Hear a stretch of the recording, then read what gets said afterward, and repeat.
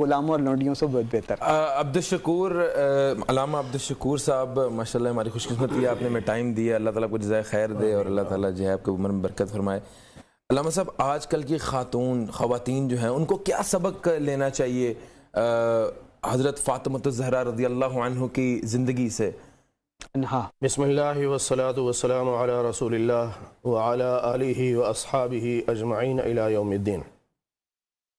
سیدہ فاطمہ الزہرا رضی اللہ تعالی عنہا کی زندگی ہماری خواتین کے لیے آئیڈیل اور نمونہ ہے۔ حضرت فاطمہ رضی اللہ تعالی عنہا سے جب پوچھا گیا کہ دنیا کی سب سے بہترین عورت کون ہے، تو آپ نے فرمایا دنیا کی سب سے بہترین عورت وہ ہے جو کسی غیر مرد کو نہ دیکھے اور کوئی غیر مرد اسے نہ دیکھے۔ کیا بات! یعنی اپنی آنکھ کا بھی پردہ ہو اور اپنے چہرے کا بھی پردہ ہو، حیا کا سبق ملتا ہے مطلب ایک۔ اور حضرت فاطمہ رضی اللہ تعالی عنہا باوجود اس کے کہ اللہ کے بعد کائنات میں سب سے بڑی ہستی کی بیٹی ہیں اور لاڈلی بیٹی ہیں، لیکن دنیا کی طرف ذرا بھی توجہ نہیں ہے، ساری توجہ آخرت کی طرف ہے۔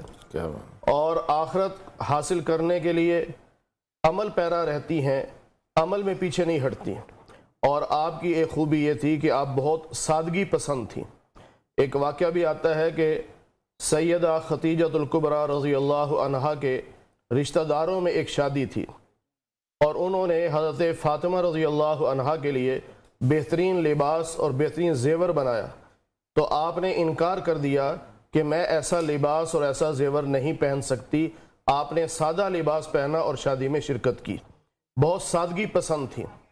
اور پھر آپ کی فضیلت میں سے ایک فضیلت یہ بھی ہے کہ جب نبی پاک صلی اللہ علیہ وسلم کو ملنے آپ جاتی تو اللہ کے نبی استقبال کے لیے کھڑے ہو جاتے، اور حضرت نبی پاک صلی اللہ علیہ وسلم جب حضرت فاطمہ کے گھر تشریف لاتے تو حضرت فاطمہ استقبال کے لیے کھڑی ہو جایا کرتی تھی۔ یہاں سے ہمیں یہ سبق ملتا ہے کہ بیٹیوں کے گھر میں جانا کوئی عیب نہیں ہے، جس طرح ہمارے ہاں بعض لوگ کہہ دیتے ہیں کہ بیٹی کے گھر میں جانا ہمارے لیے بڑا معیوب ہے اور ہم بیٹی کے گھر میں پانی پینا بھی پسند نہیں کرتے، بعض لوگ یہ کہہ دیتے ہیں۔ لیکن پھر عجیب بات یہ ہے کہ بیٹی کے گھر کا پانی تو پسند نہیں کرتے، لیکن بیٹی کے وراثت کے حصے کو ہڑپ کرنا پسند کرتے ہیں۔ حضرت فاطمہ رضی اللہ تعالی عنہا کے بارے میں ایک یہ بھی ہے کہ نبی کریم صلی اللہ علیہ وسلم جب سفر پہ جاتے تو سب سے آخری ملاقات حضرت فاطمہ سے فرماتے، اور جب سفر سے واپس تشریف لاتے تو سب سے پہلی ملاقات بھی سیدہ فاطمہ رضی اللہ تعالی عنہا سے فرماتے۔ اور اس میں ہمارے یعنی کہ اس معاشرے کے والدین کے لیے ایک سبق یہ ہے کہ نبی کریم صلی اللہ علیہ وسلم نے یہ فرمایا کہ میں نے اپنے نکاح جتنے بھی کیے، اپنی اولاد کے جتنے نکاح کیے، سب اللہ کے حکم سے کیے، اور خاص طور پر ایک روایت میں فرمایا کہ میں نے فاطمہ کا نکاح علی کے ساتھ رب کے حکم سے کیا ہے۔ لیکن اس کے باوجود بھی آپ صلی اللہ علیہ وسلم نے ہمارے لیے ایک مثال قائم کی کہ آپ سیدہ فاطمہ کے پاس تشریف لائے اور پوچھا آپ نے کہ فاطمہ، علی کا رشتہ آپ کے لیے آیا ہے، اگر تم اجازت دو تو میں ہاں کر دوں۔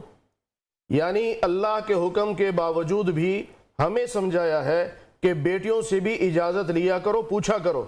ہمارے ہاں یہ بہت بڑا ظلم ہوتا ہے کہ بیٹوں سے تو پھر بھی پوچھ لیتے ہیں لیکن بیٹی سے ہرگز نہیں پوچھتے، حالانکہ سب سے لاڈلی بیٹی سیدہ فاطمہ الزہرا رضی اللہ تعالی عنہا سے اللہ کے نبی صلی اللہ علیہ وسلم پوچھ رہے ہیں کہ بیٹی اجازت دو تو علی سے نکاح کر دو۔ تو یہ ہمارے لیے سبق ہے، اور پھر ہماری خواتین کے لیے بھی سبق ہے کہ اپنے گھر کے کام سیدہ فاطمہ خود کیا کرتی تھی، آٹا پیسا کرتی تھی، چکی چلایا کرتی تھی، اور مشکیزہ پانی کا بھر کے کمر پہ اٹھا کے لایا کرتی تھی۔ تو اگر آج کی عورت گھر کے کام کرتی ہے تو اسے خوشی خوشی یہ کام کرنے چاہیے، اور اس کے ذہن میں یہ بات ہونی چاہیے کہ میں گھر کے کام کاج کر کے سیدہ فاطمہ الزہرا کی سنت پر عمل کر رہی ہوں۔ اور نبی پاک صلی اللہ علیہ وسلم نے سیدہ فاطمہ رضی اللہ تعالی عنہا کے بارے میں جو فرمایا کہ فاطمہ میرے جگر کا ٹکڑا ہے۔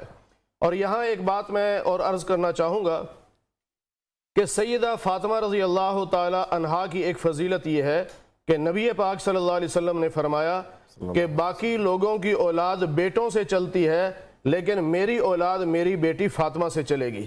اسی لیے حضرت فاطمہ رضی اللہ تعالی عنہا کی جو اولاد ہے انہیں آل رسول کہا جاتا ہے کہ یہ رسول کی اولاد ہیں.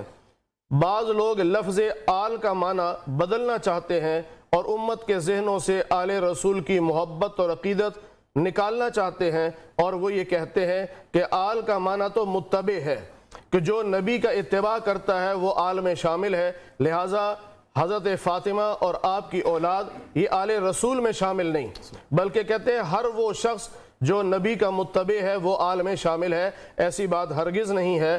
جب آل کے حقیقی معنی مراد لیا جا سکتا ہے تو پھر مجازی معنی یہاں کیوں مراد لیا جائے؟